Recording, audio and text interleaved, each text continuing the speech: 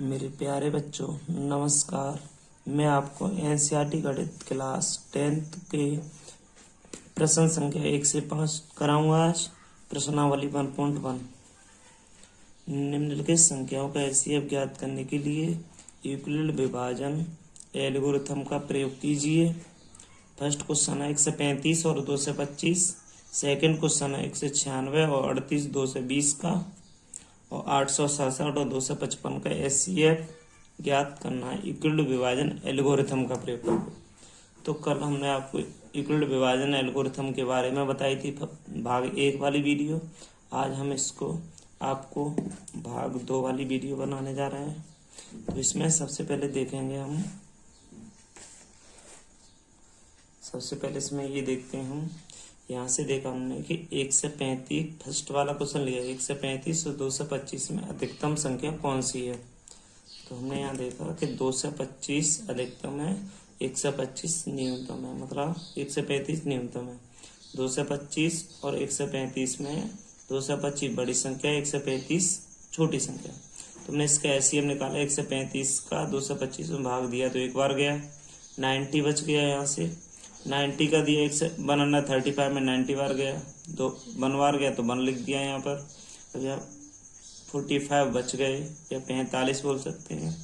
यहाँ से 90 ले लिए इधर, 45 का भाग 90 में 2, 45 दूनी 90, 2 बार गया, यहाँ बचा आपका 0।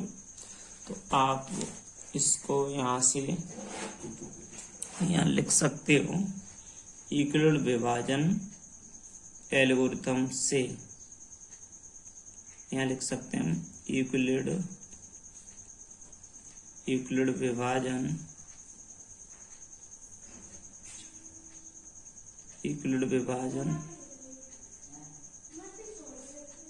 एल्गोरिथम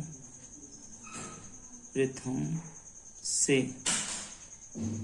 अब यूक्लिड विभाजन एल्गोरिथम क्या होती है। ए बराबर BQ प्लस R, जो R का मान होता है, R का मान 0 से तो हमेशा बड़ा होता है और बराबर भी होता है। R का मान हमने बताया था 0 से बड़ा और बराबर होता है R का मान। तो इसको इस तरीके से हम लिख सकते हैं, यूक्लिड विभाजन प्रमेय का बोल सकते हैं इसे। अब यहाँ से देखा हमने कि यहाँ से A का मान है जो आपका 2 से 25 के बराबर है। ये हमारा B है 1 से 35 गुणा 1 प्लस यहाँ बचा 90 एल्गोरिथम। यहाँ लिख दें R नॉट इक्वल 0, कहने का मतलब शेष पल पहले 0 नहीं आया, 90 बचा है। अब यहाँ 1 से 35 लिखा जाए, क्योंकि 1 से 35 में हमने भाग दिया 90 से। 1 से 35 बराबर 90 गुणा 1 प्लस 45। यहाँ भी हम लिख सकते हैं R नॉट इक्वल 0। अब इसके आगे थोड़ा चलते हैं।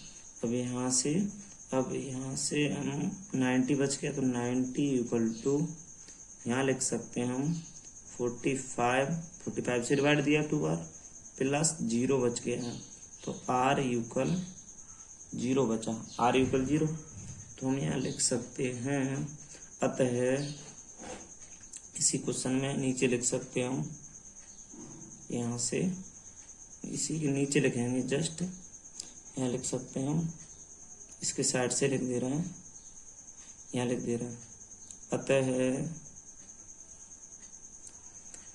1 से 35 और 2 से 25, 1 से 35 और 2 से 25 का मासा लिख सकते हैं, या एचसीएफ का HCF 1 से 35 और 2 से 25 का HCF, ये डिजिट लास्ट बार इसको बताएंगे, इसका HCF होगा तो HCF 45 होगा। यहाँ से ये डिजिट लास्ट बार यहाँ से डिवाइड पूरा जिससे जाता है, ऐसे ये 45 से पूरा गया तो ये 45 ही HCF होगा।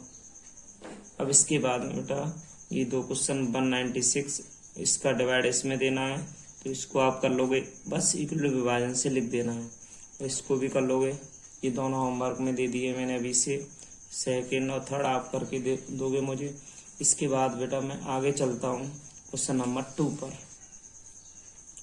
क्वेश्चन नंबर 2 क्या कह रहा है इसको देखते हैं। अभी क्वेश्चन नंबर 2 है हमारा, क्वेश्चन नंबर 2 है, दर्शाइए कोई भी धनात्मक विषम पूर्णांक 6q+1 या 6q+3 या 6q+5 के रूप का होता है जहाँ q कोई पूर्णांक है। ये क्वेश्चन है हमारा सेकंड। तो इसमें हम हल डाल लेते हैं पहले। हल में देखते हैं, हल में देखते हैं कि यहाँ से इसमें कोई ये कह रहा है दर्शाई कोई भी धनात्मक विषम पूर्णांक, कोई भी धनात्मक विषम पूर्णांक मान लिया हमने माना एक कोई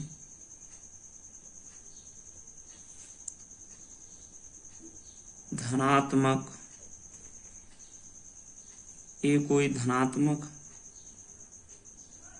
पूर्णांक है तथा b बराबर 6 है। माना a कोई धनात्मक पूर्णांक है तथा b बराबर 6 है। अब यहाँ से अब यूक्लिड विभाजन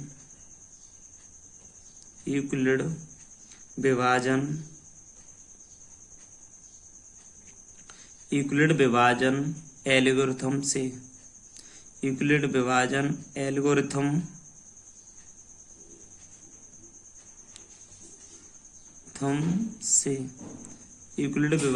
एल्गोरिथम से हमने इसमें देखेंगे कि फॉर्मूला होता है हमारा यूक्लिड विभाजन a बराबर BQ+R और R 0 से बड़ा होगा और बराबर भी होगा।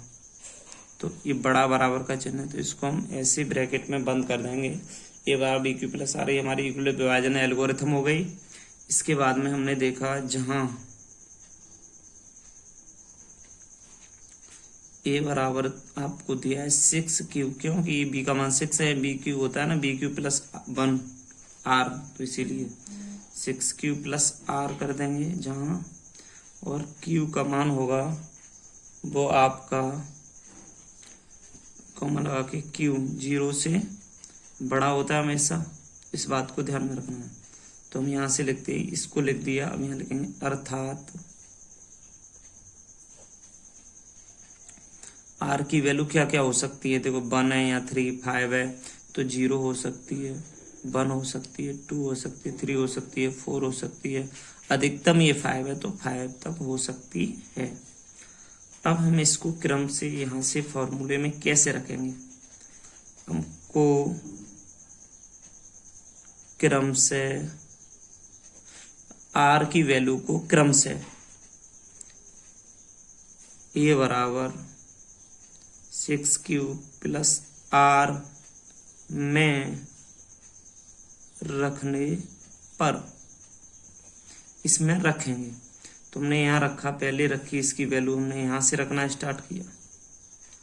a बराबर 6q+0, 6q+0 होगा, 6q+0 होगा तो 0 लिखो या ना लिखो कोई दिक्कत नहीं। जो अब इसमें 6q में 6 से भाग चला जाएगा, 6q जो 6 से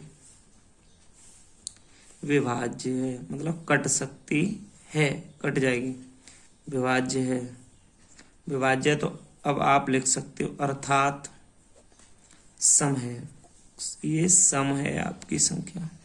लैंग्वेज लिखें इतनी ज़्यादा कोई दिक्कत नहीं। अब इसमें दूसरे बारे में देखते हैं, a बराबर 6q+1।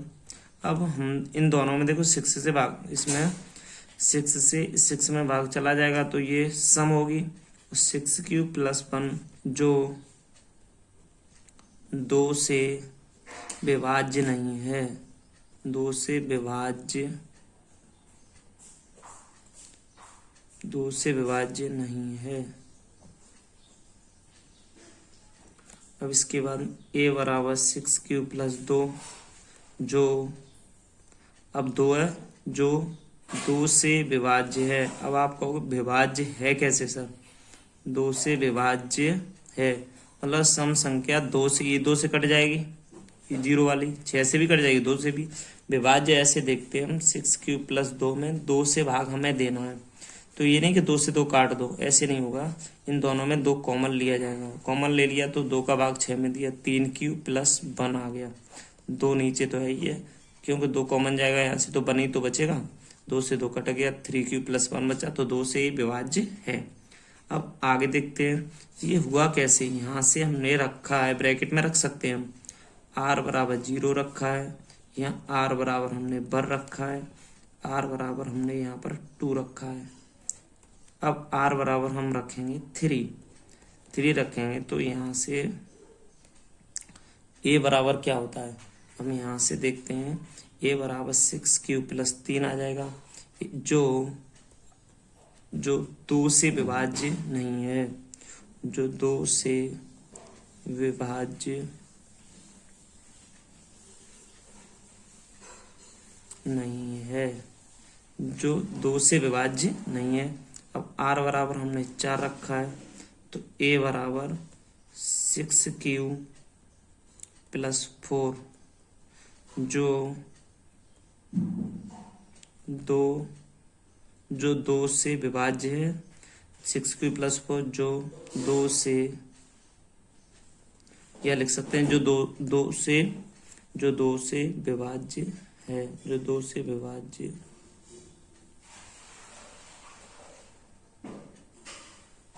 दो से विभाज्य है, इतनी बार लिख देंगे। इसके बाद अब आगे चलते हैं, r बराबर 5 रखेंगे, तो इसमें देखते हैं a बराबर 6³ + 5, जो 2 से विभाज्य नहीं है, 2 से विभाज्य नहीं है, 2 से विभाज्य नहीं है।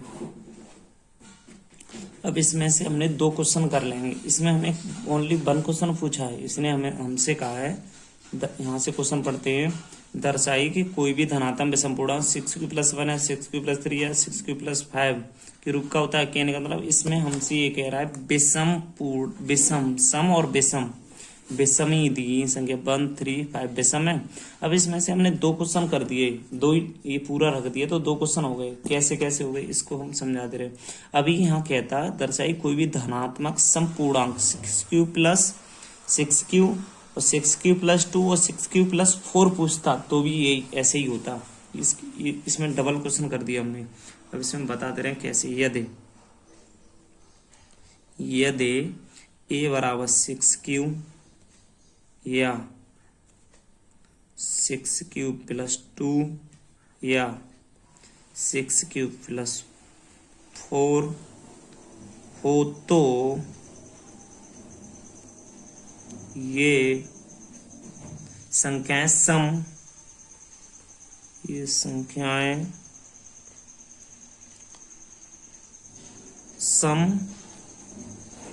धन पूर्णांक हैं। सम पूर्णांक कह दो चाहे, सम धन पूर्णांक हैं, सम धन पूर्णांक हैं। यदि या जबकि कुछ भी लिख सकते हो। यदि a बराबर 6³ + 1 या 6³ + 3 या 6³ + 5 विषम धन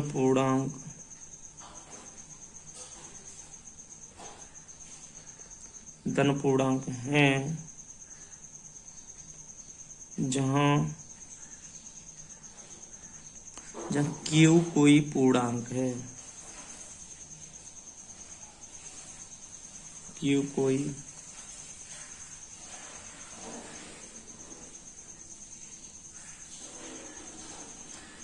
यदि हम लिख सकते हैं 6³ + 2 या 6³ + 4 हो तो ये संख्या समधन पूर्णांक है, और 6³ + 1 6³ + 3 6³ + 5 है तो विषम धन पूर्णांक है।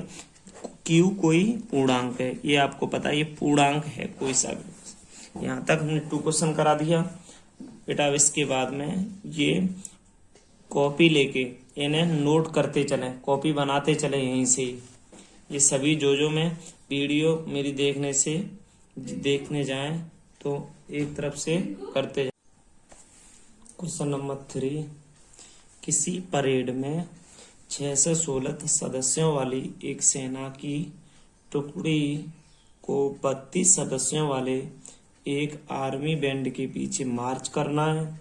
दोनों समूह को समान संख्या वाले स्तंभों में मार्च करना है।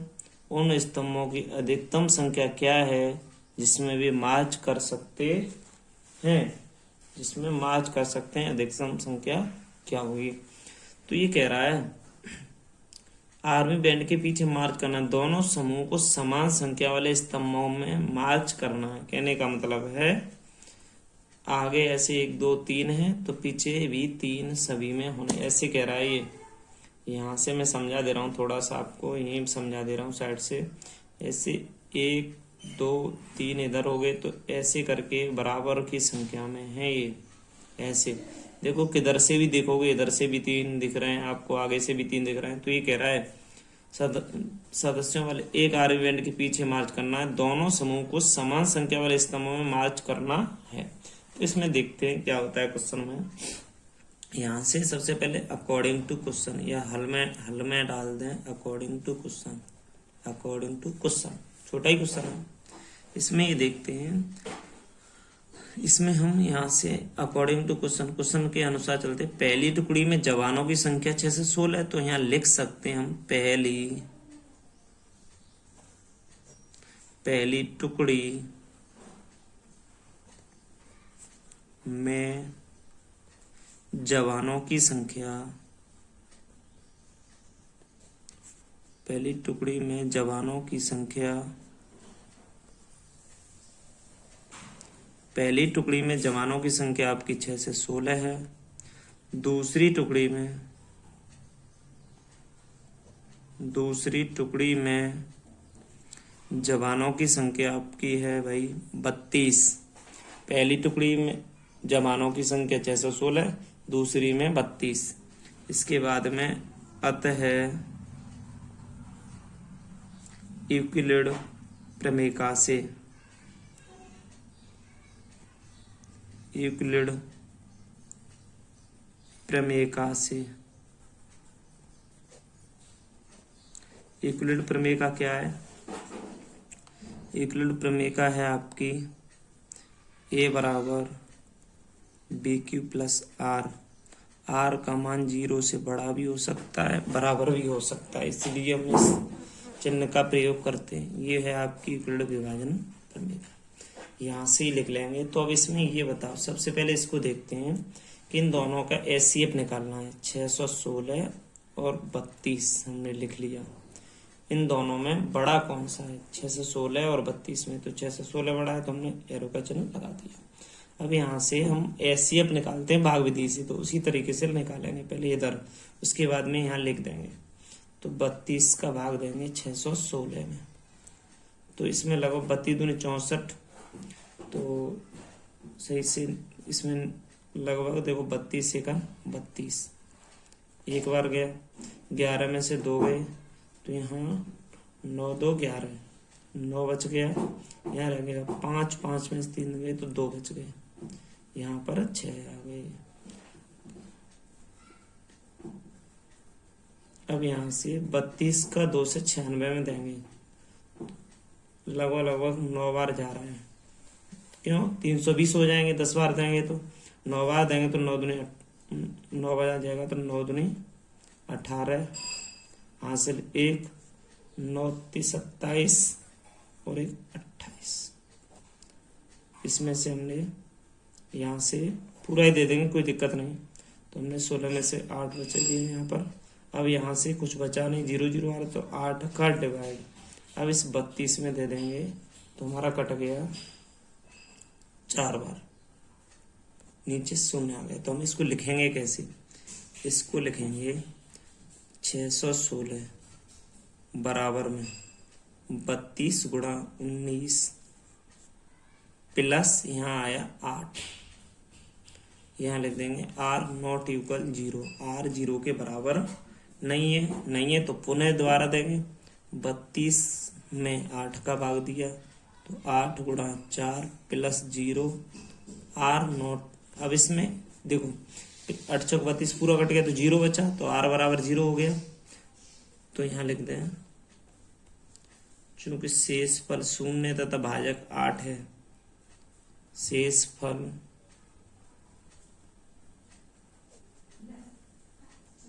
0 है, शेषफल 0 है तथा शेषफल 0 है तथा भाजक 8 है। 0 आप ऐसे भी लिख सकते हो, कोई दिक्कत वाली बात नहीं है, 0 ऐसे भी लिख जाएगा। अतः यह लिख सकते हैं, अतः स्तंभों की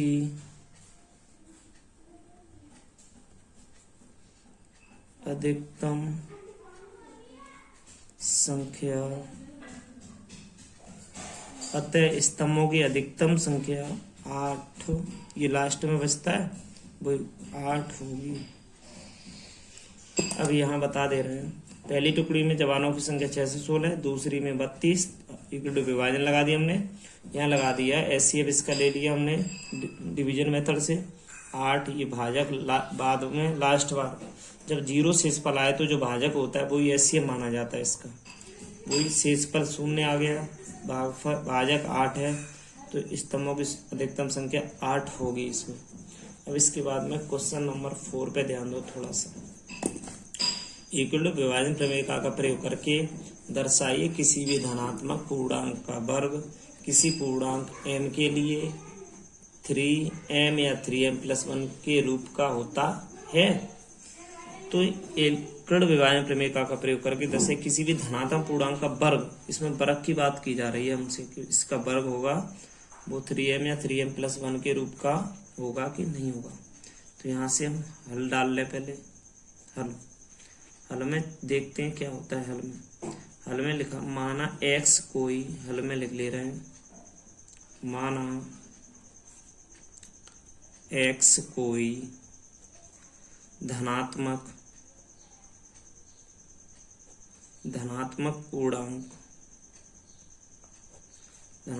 पूर्णांक है तो हम इसको 3q, 3q+1 के रूप में लिख सकते हैं।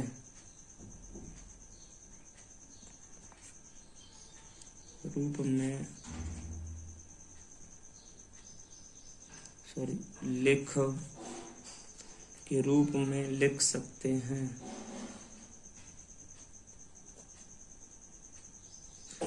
हम लिख सकते हैं, तो अब इसमें कह रहा है सिद्ध करना है, लिख ले रहे हैं सिद्ध करना है।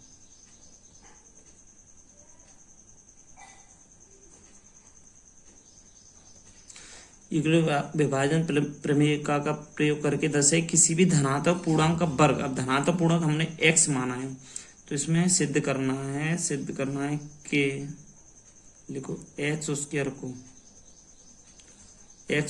को 3m या 3m+1 के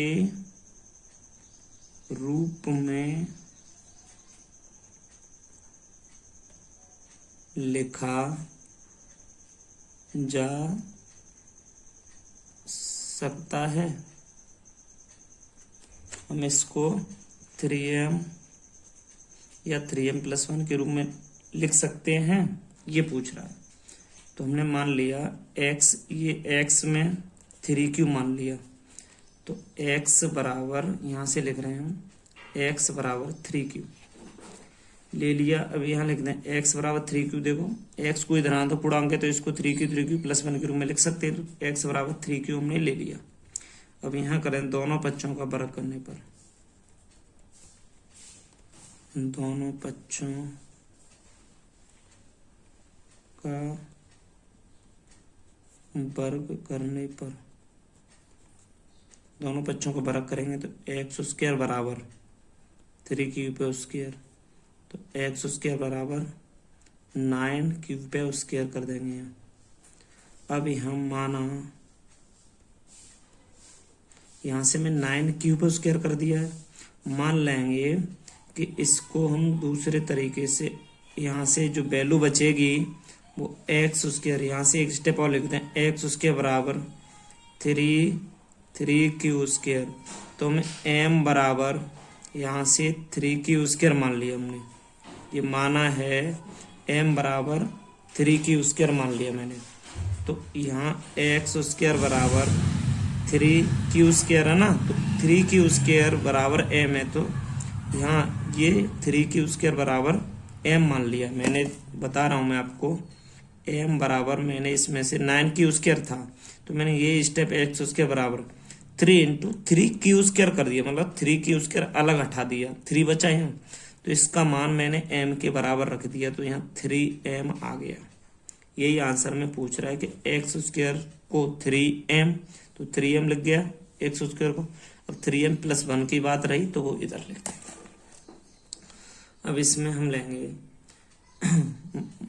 मान लिया जाता है, यहाँ माना x बराबर 3 क्यू स्क्वायर, तो x उसके बराबर 3m आ गया। अब यहाँ से हमने, अब यहाँ से 3 क्यू प्लस यदि x बराबर 3 क्यू प्लस 1, x बराबर 3 क्यू प्लस 1 लिया जाए तो क्या होगा, दोनों पक्षों का वर्ग करने पर, दोनों पक्षों का वर्ग करने पर, साथ साथ नोटबुक बनाते चलें, दोनों पक्षों का वर्ग करने पर एक्स उसके बराबर 3 क्यू प्लस 1 का वर्ग करेंगे हम, तो एक्स स्क्वायर बराबर A square 9 cube square plus B square तो 1 प्लस के 2ab, तो 6 क्यू 2ab, तो 6 क्यू हो जाएगा बेटा यहाँ से।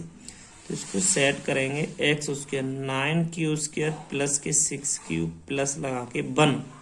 अब देखते चलें सही से इसमें, अब एक्स स्क्वायर, अब आपको आगे 3 चाहिए, तो इन दोनों में से, कहने का मतलब है इन दोनों 9 क्यू और 6 क्यू में, 9 क्यू स्क्वायर और 6 क्यू में से मुझे 3 कॉमन मिल रहा है, तो 3 ले लिया मैंने। यह बच्चा 3 का डिवाइड 9 में देंगे तो 3 3 जा 9, 3 क्यू स्क्वायर बच गया। 3 का डिवाइड 9 में देंगे तो 3 3 जा 9, 3 बचा, क्यू स्क्वायर लगा देंगे, प्लस 3 का डिवाइड 6 में दो तो 2 क्यू बचा, प्लस 1 लिख देंगे। अब इसमें हमने माना, रेड से लिख दे रहा हूँ, अलग दिखाई दे, माना m बराबर 3 क्यू स्क्वायर प्लस के 2 क्यू, मान लिया कि m बराबर 3 क्यू स्क्वायर प्लस 2 क्यू है, तो मान लिया ये। तो हमें देखेंगे एक्स स्क्वायर बराबर बचेगा क्या है, इसको तो हमने m माना है, इसको m माना है, तो यहाँ से 3m प्लस 1 लिख दिया हमने। बच्चा हमारा ये 3 हो गया, ये वाला पूरा m हो गया, ये प्लस 1 रह गया यहाँ से। तो आप लिख सकते हो इसको समीकरण 1 मान लो, इसको समीकरण 2 मान लो। आप जगह कम है तो यहाँ लिख दे रहे हैं समीकरण 1 व 2 से, समीकरण 1 व 2 से एक्स उसके बराबर 3m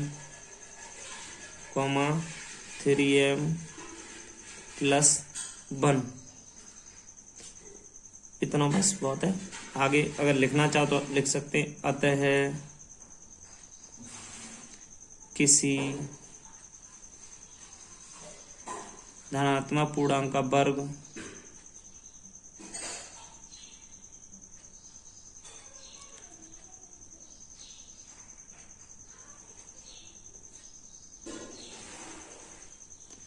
वर्ग 3m 3m प्लस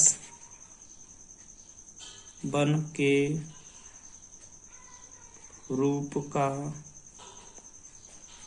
होता है, ऐसे लिख सकते हो आप। अब इसके बाद में क्वेश्चन नंबर 5 पर आते हैं। क्वेश्चन नंबर 5 क्या है, छोटा सा क्वेश्चन है। 5 को देखते हैं। क्वेश्चन हल डालेंगे हम। हल में देखते हैं, यहाँ लिखेंगे तो इक्वल विभाजन प्रमेय का प्रयोग करके दर्शाई कि किसी धनात्मक पूर्णांक का घन 9m+1 या 9m+8 के रूप का होता है। तो हल में लिखा, माना कि x धनात्मक पूर्णांक है, x धनात्मक पूर्णांक है। x धनात्मक पूर्णांक होगा तो अतः x बराबर 3q, 3q+1, 3q+2, जहां b बराबर 3 है। ये कैसे चला कि b बराबर 3 है, ये कैसे पता चला? यहाँ ये देखेंगे कि यहाँ से 9m+1 या 9m+8 के रूप का होता है। तो ये देखिए कि 3q+1, 3q+2 क्यों ही माना है। देखो, 1 का वर्ग 1 होता है, 2 का वर्ग 8 होता है। इसमें 2 का क्यूब 1 का क्यूब 1, 2 का क्यूब 8। तो अब यहाँ से 3 का क्यूब 27 होगा। तो 27 में से 9 को कॉमन ले सकते हैं हम, इसीलिए हमने ऐसा किया है। यहाँ पर ये मान लिया है हमने अपनी तरफ से। आप कुछ भी मान सकते हो, क्यू की जगह और कुछ भी ए मान लो, यहाँ पर कोई समस्या नहीं आएगी आपको। तो अब यहाँ से रखेंगे कैसे? प्रथम शर्त, द्वितीय, तृतीय शर्त बना लो, या आप डायरेक्ट रखते चलो। यहाँ रखेंगे x बराबर, यहाँ रखा हमने x बराबर 3q लेने पर या रखने पर, कुछ भी ले लो। x बराबर 3q लेने पर क्यों? x बराबर 3q लेंगे, फिर x बराबर 3q+1, फिर x बराबर 3q+2 लेंगे। तो x बराबर 3q लिया। अब कह रहा है इसका घन की बात कर रहा है, तो दोनों पक्षों का घन करने पर, दोनों पक्षों का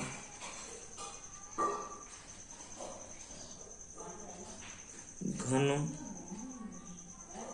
करने पर, घन करेंगे तो x³ बराबर 3q का घन कर दिया हमने। तो x³ बराबर यहाँ से लिया हमने x³ बराबर 3 का क्यूब 27 क्यू पे क्यू, x³ बराबर हमें किसके रूप का लिखना है? हमें ये x³ बराबर 9m के रूप का लिखना है, और 9m+1 या 9m+8 के रूप का होता है। तो x³ बराबर, अब यहाँ से 9 कॉमन ले लिया मैंने, इन दोनों यहाँ से 9 कॉमन ले लिया, तो 3q पे q बच गया। यहाँ पर 9 कॉमन लेके 3q पे q बच गया। यहाँ पर 9 कॉमन लेके बच गया, 3 गुणा करेंगे तो इतना ही आएगा इसका।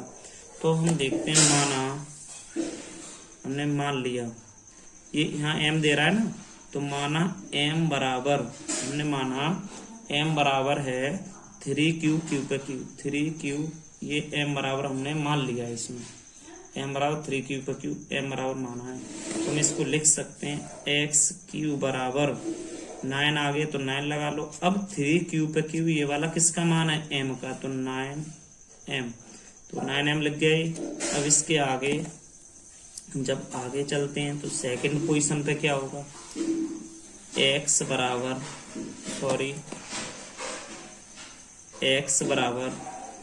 3q+1 लेने पर x बराबर 3q+1 लिया मैंने, तो क्या हुआ? x बराबर 3q+1 लेने पर यहाँ लिखेंगे वही दोनों पक्षों का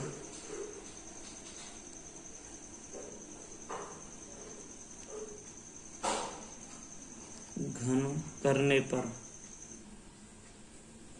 दोनों पक्षों का घन करने पर, दोनों पक्षों का जब घन करेंगे हम, तो यहाँ होगा x³ बराबर 3q, ये दूसरे वाले 3q+1 लिया हमने, 1 का q कर देंगे यहाँ पर।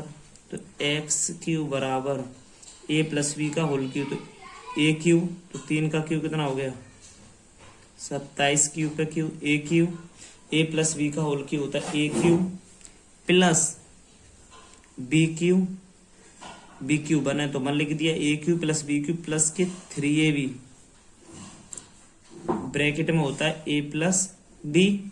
तो देखो ए प्लस बी का whole cube, A cube plus B cube plus के 3a का मतलब 9q हो जाएगा, 3ab ब्रैकेट में ए प्लस बी लिख सकते हैं हम। देखो A cube plus B cube plus के 3ab ब्रैकेट में ए प्लस बी, तो 3q प्लस 1 ऐसे लिखते हैं। इस फॉर्मूले को हम यहाँ लिख दे रहे हैं।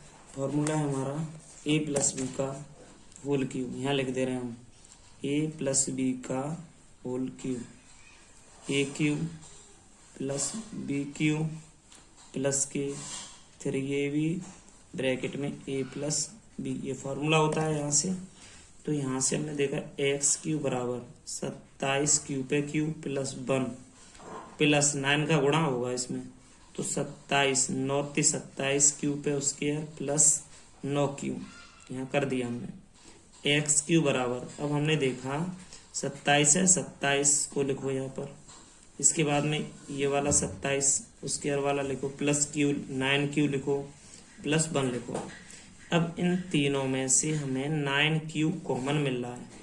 एक्स क्यू बराबर 9q हमने कॉमन लिया, सॉरी हमने 9 ओनली कॉमन लिया यहाँ से, हमें क्योंकि आगे 9 चाहिए इसकी तरह, तो हमने 9 कॉमन लिया, तो यहाँ बचा 3q पे 9 कॉमन लेके हमें बचा 3q पे q प्लस 3q पे स्क्वायर प्लस यहाँ पर बचा हमारा q, यहाँ प्लस 1 रख देंगे, इसमें से कॉमन लिया हमने 9 ओनली, तो 3q पे q प्लस 3q पे स्क्वायर प्लस q बचा, तो हम लिख सकते हैं ये वाला हमने, ये हमारा माना, यहाँ मानेंगे अब इसमें लिख लो ऐसे करके, माना m बराबर 3q पे q प्लस 3q पे स्क्वायर प्लस q, ये हमारा m का मान हो गया। तो यहाँ से ये m का मान हो गया है यहाँ से, तो एक्स क्यू बराबर हम यहाँ लिख देंगे एक्स क्यू बराबर 9, और ये मान पूरा m का है तो 9m प्लस 1, देखो 9m प्लस 1 आ गया। अब इसके बाद में सेम इसी तरीके से हम आगे चलते हैं, आगे लिखेंगे हम x बराबर 3q, देखो 3q प्लस 2 है ना, यहाँ 0 मान आता है, प्लस 1 या प्लस 2, हम यहाँ से लेंगे x बराबर, यहाँ से x बराबर 3q प्लस 2 लेना चाहते हैं यहाँ से। अब आगे अगर पूछे तो इसी तरीके से आगे करते जाएंगे। यहाँ से हमें पूछा x बराबर 3q प्लस 2 लिया हमने, ठीक है। अब यहाँ लेने पर इसमें लिखेंगे दोनों पक्षों का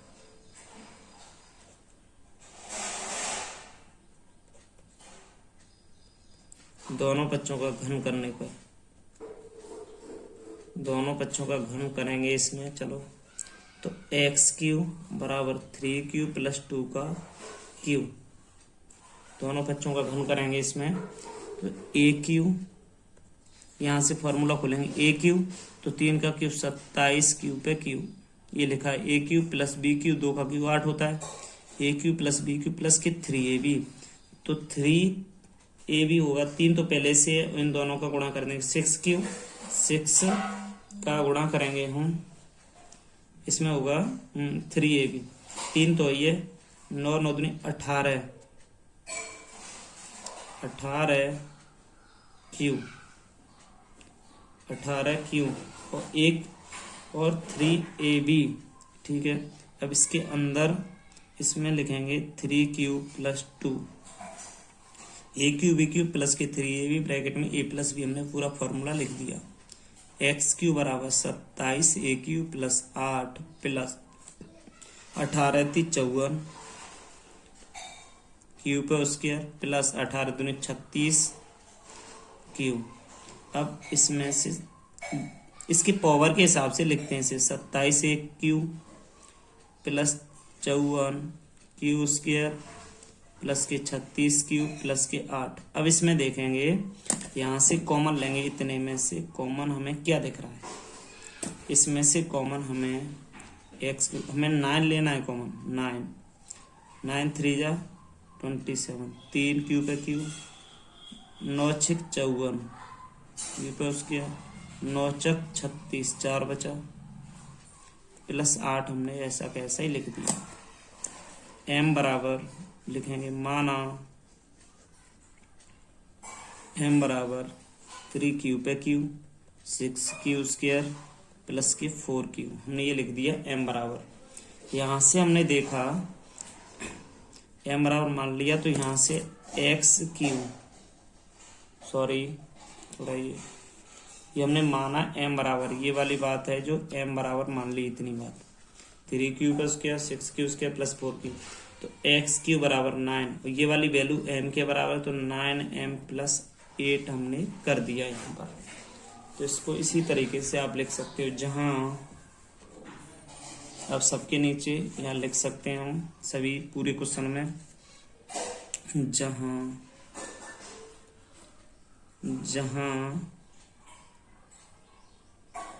आप यहाँ लिख सकते हो, जहाँ कोई भी पूर्णांक होगा ऐसे, तो कोई धनात्मक पूर्णांक होगा वो 9m, जहाँ पूर्णांक धनात्मक पूर्णांक या पूर्णांक, जहाँ पूर्णांक 9m 9m प्लस 1, या करके लिख दो 9m प्लस 8 के रूप का होगा, जगह कम होने के कारण ऐसे लिखा जा रहा है। तो हमने ये पूरा क्वेश्चन सेट लिख दिया है, आप सही से कॉपी फेयर बनाते चले एक तरीके से, और जो क्वेश्चन समझ में नहीं आया उसे 2 बार देखें। एक तरफ से मैंने आज यहाँ से कराया है एक्सरसाइज 1.1 खत्म होती है, आगे